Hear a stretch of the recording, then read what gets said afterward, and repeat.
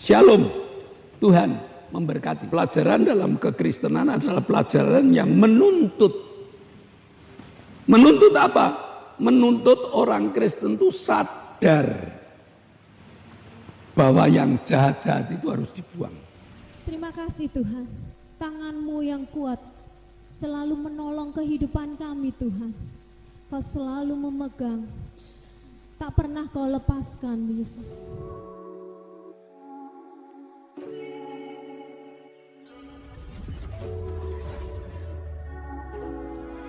Shalom teman-teman dari GBS Haleluya Palur serta sahabat-sahabat yang masih senang dengan ibadah online. Sore ini kita akan mengadakan ibadah online. Mari sebelumnya kita tundukkan kepala. Haleluya Tuhan Yesus, Allah Bapa kami yang dalam surga. Sebentar kami akan mengadakan ibadah online Tuhan. Kiranya Engkau pimpin kami, jemaat-Mu. Satu persatu Engkau pimpin Tuhan.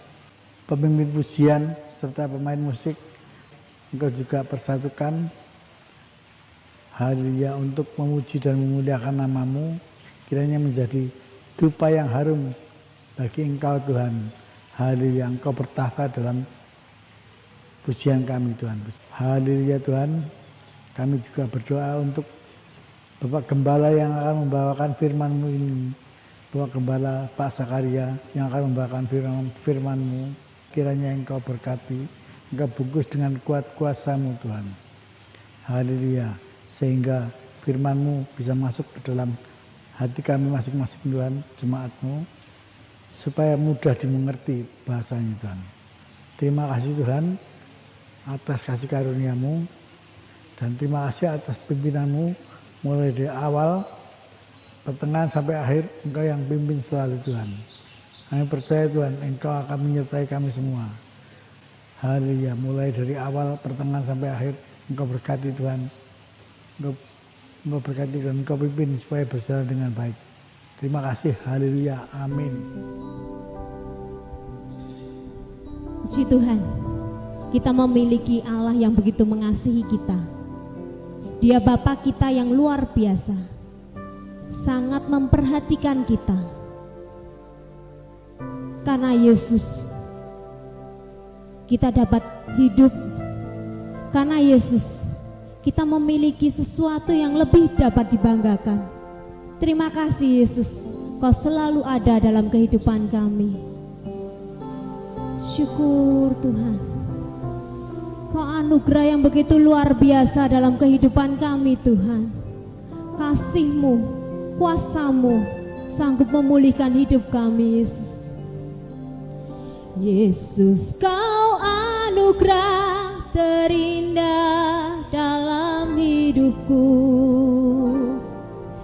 Kau sungguh berarti di setiap jalanku.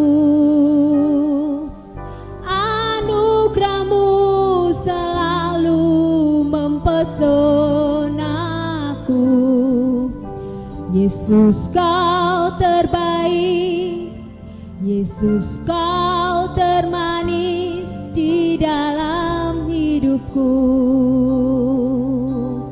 Syukuris, Kau tahu hatiku Tuhan. Kau tahu hatiku Tuhan. Kau tahu rinduku Tuhan. Kau tahu rinduku. Terima kasih Tuhan. Kau tahu harapku. Kau tahu mimpiku, di tangan-Mu Tuhan.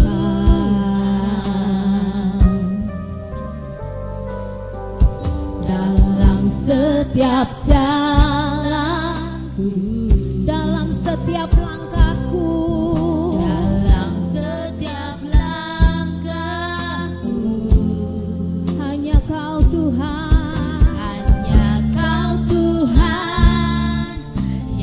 Ku andalkan menghadapi semua.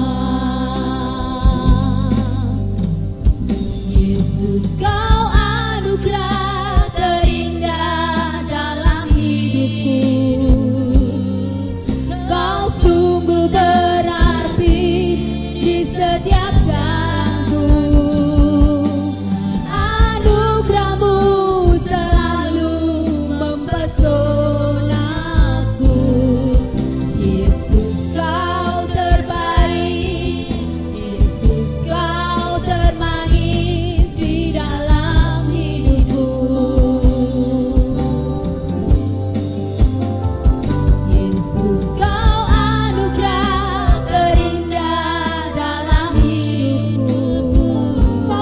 sungguh berarti dalam hidupku Tuhan.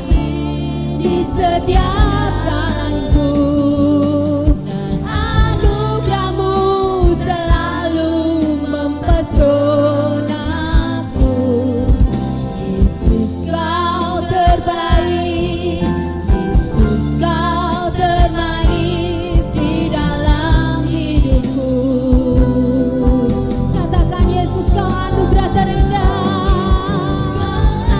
Terima kasih Tuhan, anugerah terindah dalam hidup kami Yesus. Sungguh berarti di setiap jalanku Tuhan, karena anugerah-Mu mempesonaku. Yesus Kau terbaik, Yesus Kau termanis di dalam hidupku. Yesus Kau terbaik, Yesus Kau termanis di dalam hidupku. Yesus Kau terbaik, Yesus Kau termanis di dalam hidupku. Haleluya, Kau termanis dalam hidup kami Tuhan. Anugerah-Mu selalu mempesona. Kau ada di setiap jalan kami. Terima kasih Tuhan, terima kasih Yesus, terima kasih Bapa. Penyertaan-Mu luar biasa dalam hidup kami Tuhan. Terima kasih Yesus. Haleluya, haleluya. Terima kasih Tuhan, terima kasih Yesus, terima kasih Roh Kudus. Syukur Tuhan, syukur Yesus. Hanya ucapan syukur yang mampu kami lakukan Tuhan. Terima kasih Tuhan buat semua kebaikan-Mu dalam kehidupan kami Yesus, buat penjagaan-Mu di setiap langkah hidup kami, karena Engkau anugerah terindah dalam hidup kami Tuhan. Sebentar kami akan memuji dan memuliakan nama-Mu. Layakkan kami Tuhan untuk kami dapat menyembah-Mu. Dalam nama Yesus kami sudah berdoa dan mengucap syukur. Yang percaya katakan amin. Masuk gerbangnya bersyukur dengan penuh puji-pujian. Saat ini kita mau masuk gerbangnya dengan penuh pujian syukur. Haleluya. Sebab Tuhan baik, bahwasanya untuk selama-lamanya kasih setianya.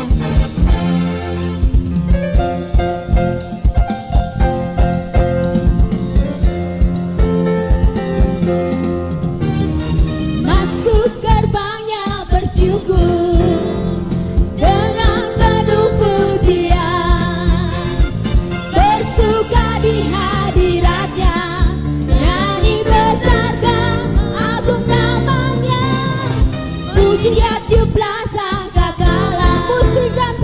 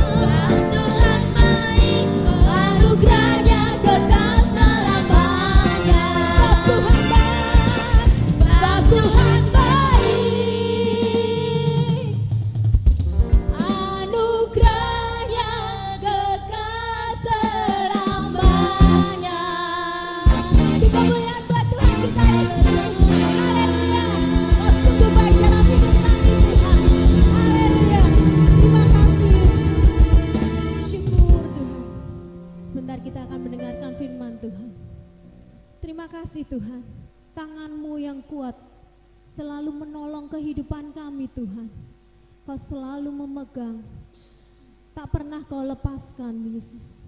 Terima kasih, Yesus. Tangan kuat Tuhan yang memegang kehidupan kami, Yesus. Kau selalu ada di setiap perjalanan musim hidup kami, Yesus.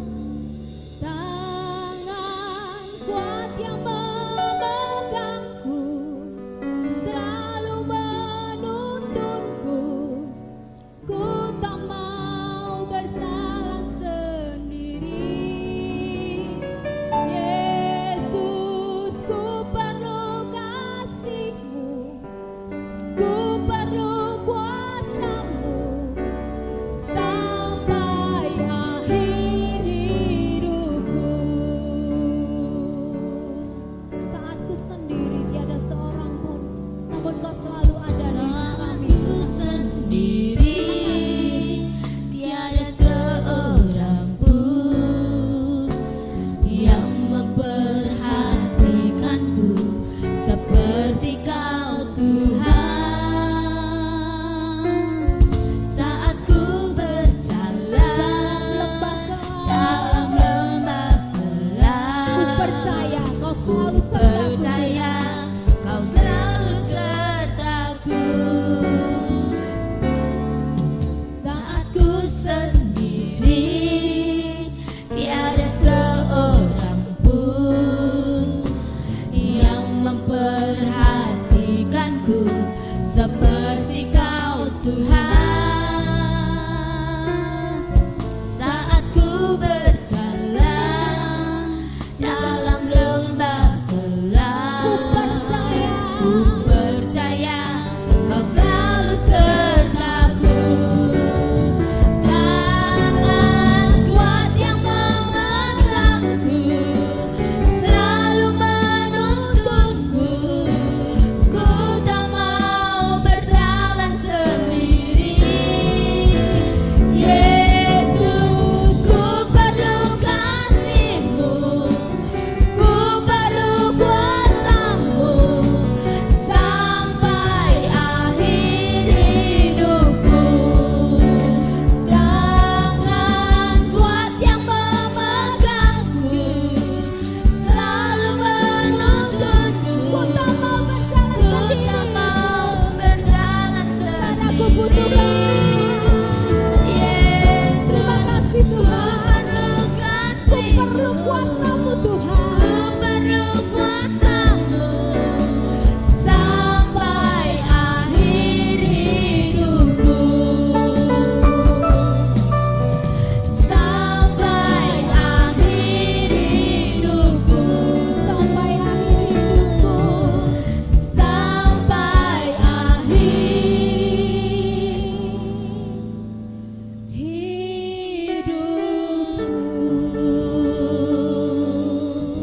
Kami bersyukur.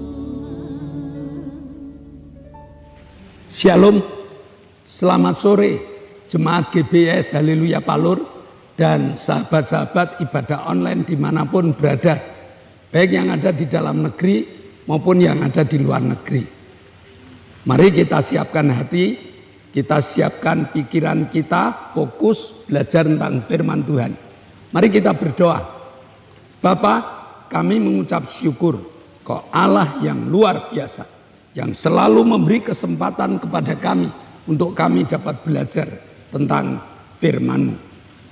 Meteraikan firman-Mu dengan kuasa Roh-Mu yang kudus, sehingga apa yang kami pelajari sore hari ini menjadi sumber kekuatan bagi kami, karena kami mampu untuk menanggalkan segala yang jahat, segala yang tidak benar, yang tidak Kau izinkan hidup di dalam kami. Terima kasih Tuhan, dalam nama Yesus kami telah berdoa dan mengucap syukur. Yang percaya katakan amin. Tema hari ini adalah apa yang ditakutkan oleh Rasul Paulus. Rasul Paulus adalah seorang guru yang luar biasa.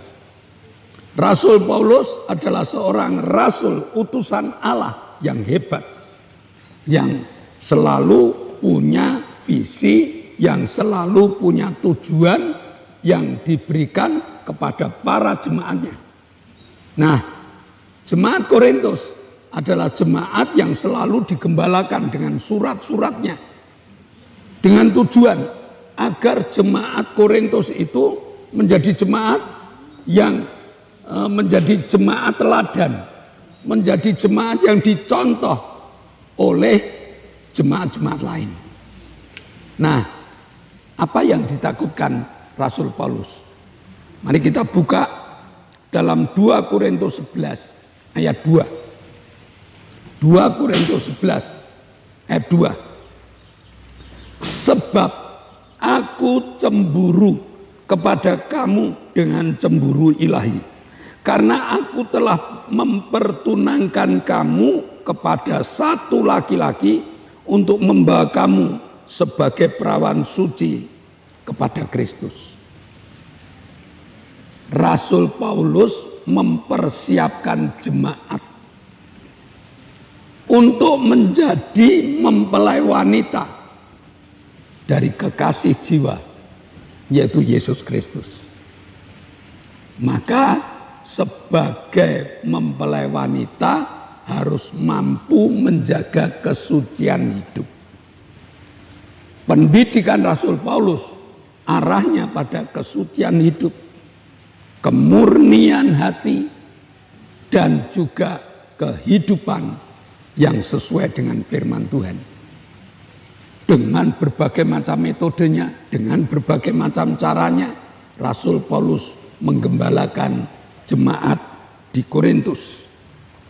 Nah, tapi apa yang ditakutkan? 2 Korintus 11 ayat 3. Tetapi aku takut kalau pikiran kamu disesatkan dari kesetiaan kamu yang sejati kepada Kristus, sama seperti Hawa diberdayakan oleh ular itu dengan kelicikannya. Yang ditakutkan Rasul Paulus, kalau jemaat mulai berpaling pada Tuhan, lalu senang mendengar bisikan-bisikan iblis. Di sini dikatakan sama seperti Hawa yang mengikuti iblis, sehingga iblis menipu Hawa. Jemaat yang sudah diberikan firdaus dalam hidupnya, ketenangan, kenyamanan hidup, lalu juga berkat-berkat yang luar biasa,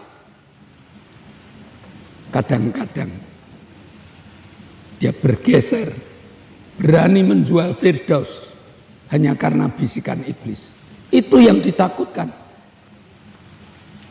Jemaat lupa bahwa Tuhan itu membeli dia. Jemaat lupa bahwa Tuhan memelihara dia. Jemaat lupa bahwa Tuhan menjagai kehidupan jemaat. Dia berpaling dengan iblis. Dia jual kesetiaannya. Yang dulu setia sama Tuhan, sekarang sudah mulai ada titik-titik kesetiaan itu ternodai. Itu yang ditakutkan oleh Rasul Paulus. Yang tadinya sudah menjadi jemaat yang istimewa, tiba-tiba dia mendengar suara iblis, lalu berubah setia kepada Tuhan. Nah, kenapa? Karena kalau jemaat sudah mulai mementingkan diri sendiri, iblis masuk di dalamnya. Dan firdaus yang dinikmati ditinggalkan. Dia lebih suka melihat firdaus buatan iblis daripada firdaus milik Tuhan. Kenapa? Karena buatan iblis itu lebih suka-suka. Karena buatan iblis itu tidak ada yang mengekang. Karena buatan iblis itu semau gue. Nampaknya jemaat yang sudah tertib mulai ikut semau gue. Akhirnya di dalam 2 Korintus 12 Rasul Paulus menyatakan kekhawatirannya. 2 Korintus 12 ayat 20 dan 21. Sebab aku khawatir bahwa apabila aku datang, aku mendapati kamu tidak seperti yang kuinginkan, dan kamu mendapati aku tidak seperti yang kamu inginkan. Aku khawatir akan adanya perselisihan, iri hati, amarah, kepentingan diri sendiri, fitnah, bisik-bisikan, keangkuhan, dan kerusuhan. Aku khawatir bahwa apabila aku datang lagi, Allahku akan merendahkan aku di depan kamu, dan bahwa aku akan berduka cita terhadap banyak orang yang di masa yang lampau berbuat dosa dan belum lagi bertobat dari kecemaran, percabulan, dan ketidaksopanan yang mereka lakukan.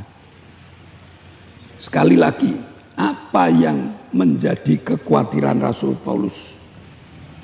Kekhawatirannya adalah jemaat tidak kerja buat Tuhan. Jemaat tidak menginjil. Nah, akibatnya apa? Orang yang berdosa tetap hidup di dalam dosanya. Dikatakan masih hidup dalam kecemaran, masih hidup dalam percabulan, masih hidup dalam ketidaksopanan. Padahal Rasul Paulus sudah wanti-wanti, jemaat, kamu harus mencari jiwa, membuat orang lain bertobat. Tetapi kenyataannya jemaat tidak bekerja dengan baik. Nah, jemaat belum memancarkan sinar kasih Tuhan di dalam kehidupan kesehariannya.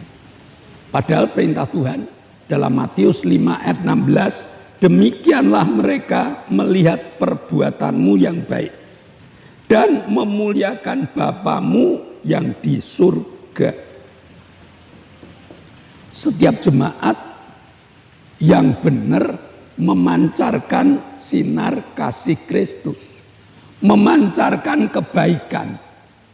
Mungkin jemaat tidak pinter bicara, tidak pinter bersaksi. Tetapi kalau jemaat sudah memiliki sinar kemuliaan Allah, tingkah lakunya, lalu perbuatan kesehariannya, itu sudah menunjukkan kasih Kristus, sinar itu akan menembus mereka-mereka yang berdosa. Dia melihat ada perubahan yang luar biasa. Lalu mereka malu mungkin. Yang biasa berbuat cemar, yang biasa berbuat cabul, yang biasa tidak sopan, malu melihat perbuatan-perbuatan jemaat yang benar ini. Nah, yang dikhawatirkan Rasul Paulus, jemaat belum memancarkan sinar kasih Kristus. Kenapa belum memancarkan sinar kasih Kristus? Jemaat masih memiliki perselisihan. Jemaat masih punya iri hati. Jemaat masih suka marah. Jemaat masih mementingkan diri sendiri.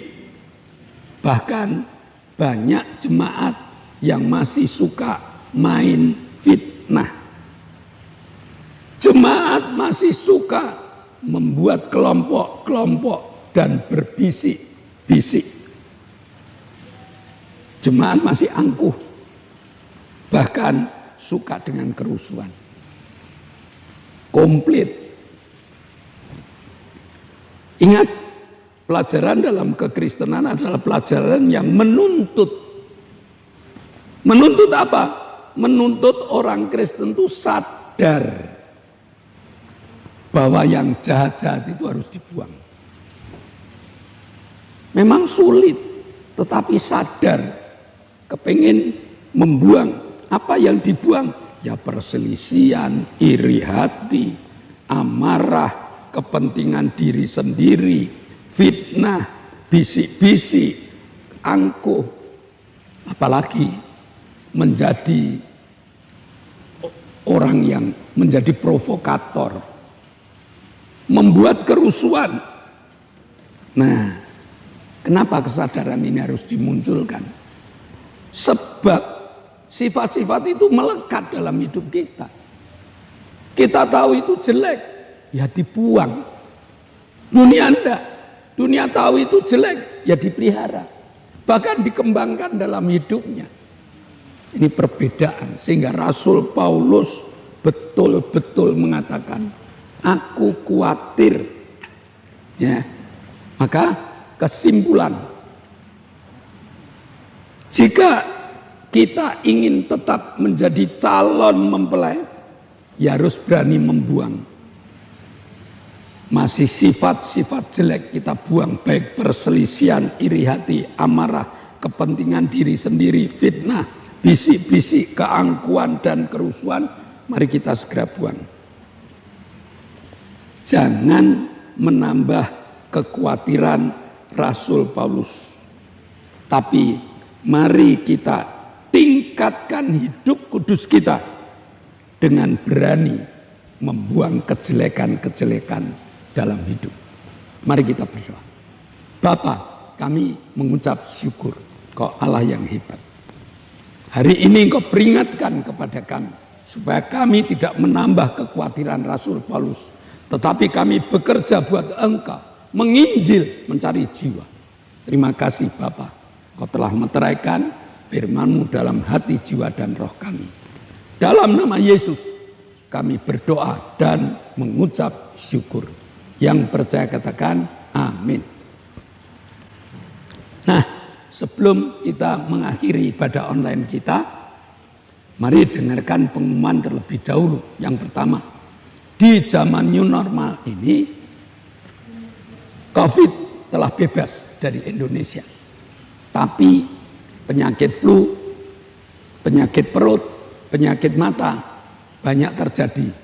Karena musim panas yang berkepanjangan ini, debu berterbangan liar kemana-mana.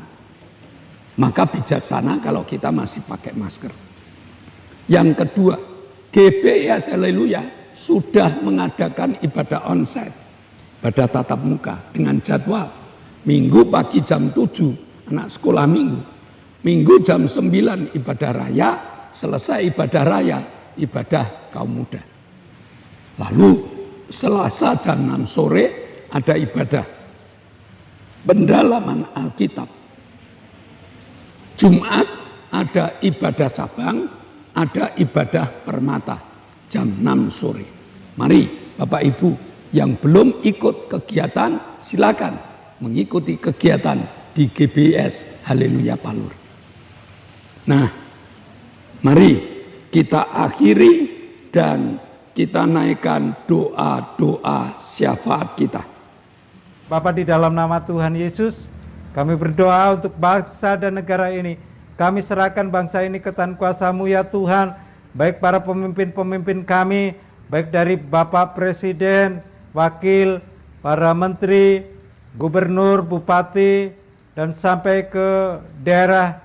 Tuhan Yesus, biarlah Engkau sertai mereka, sehingga bangsa ini dapat berjalan dengan baik dan ada di dalam perlindungan-Mu ya Bapa, sehingga berkat Allah tercurah atas bangsa ini dan setiap persoalan-persoalan bangsa ini dapat diselesaikan dengan baik, dan demikian juga bangsa ini mengalami kemajuan yang datangnya daripada Engkau. Untuk itu Bapa, kami serahkan sepenuhnya hanya di dalam nama Tuhan kami Yesus Kristus. Haleluya. Bapa, kami mengucap syukur. Kau Allah yang baik, Kau Allah yang mendengar doa-doa syafaat kami. Hari ini kami berdoa untuk anak kami, Octavianus Indrawijaya, jamah Tuhan, sehingga Octavianus dapat berdiri, dapat berjalan, dapat berbicara. Octavianus dapat bersaksi tentang kemurahan. Kau juga jamah Arin, kau telah jamah tumornya, engkau akan jamah tulang-tulangnya. Sehingga Arin juga dapat berdiri, dapat berjalan, memuliakan namamu. Kami juga berdoa untuk Ibu Gito, kau juga jamah kaki-kakinya, sehingga kuat untuk beraktivitas. Kami berdoa untuk Ibu Linda dan untuk Ibu Purnomo, kau juga jamah. Sehingga kedua ibu kami sehat karena engkau. Kami juga berdoa untuk Pak Petrus Sutrisno yang sudah menjalani cuci darah. Beri kekuatan, beri karuniamu, sehingga tetap rajin dalam beribadah. Terima kasih Bapa. Kami berdoa dan bersyukur engkau telah menyembuhkan Pak Gito, saudari kami Lili, Ibu Bambang, Ibu Petrus Sutrisno, Bapak Sriyono, kau telah jamah. Berikan kekuatan Tuhan, sembuhkan total, sehingga mereka terus berbicara tentang kasih-Mu. Terima kasih Bapak. Sebentar kami akan berpisah satu dengan yang lain. Kau buka tingkap-tingkap langit-Mu dan engkau curahkan bagi kami. Jemaat yang dikasihi Tuhan, kedangkanlah tangan, nikmatilah segala berkat yang Allah kirimkan untuk engkau. Karena saat ini Allah telah membuka tingkap-tingkap langitnya dan mencurahkan segala berkatnya. Terimalah berkat untuk rumah tanggamu, berkat untuk usaha pekerjaan, berkat untuk rancangan-rancangan hidupmu, berkat jasmani, berkat rohani terus mengalir dan mengalir limpah sampai setiap orang pun akan mengatakan engkau diberkati. Dan jika kita berpisah satu dengan yang lain, bawalah berkat dari Allah Bapa, cinta kemurahan dari Tuhan Yesus Kristus, serta persekutuan Roh Kudus menyertai engkau mulai hari ini sampai Maranatha, Tuhan Yesus datang yang kedua kali. Yang percaya katakan amin. Shalom. Tuhan memberkati.